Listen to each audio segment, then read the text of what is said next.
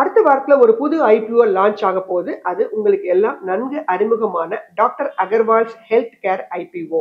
ஜென்ரலா உங்களுக்கு தெரியும். இவங்க கண் சம்பந்தப்பட்ட ஒரு நிறுவனம், ஒரு ஹாஸ்பிட்டல் அப்படிங்கிறது உங்க எல்லாருக்குமே தெரிஞ்சிருக்கும்.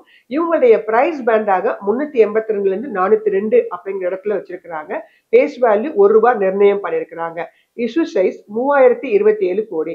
ஃப்ரெஷ் இஷ்யூவாக 300 கோடியும், ஆஃபர் ஃபார் சேல் தான் அதிகமா கொடுக்குறாங்க. 2727 கோடி வச்சிருக்கிறாங்க. இந்த கம்பெனியோட லிஸ்டிங் டேட் பிப்ரவரி 5.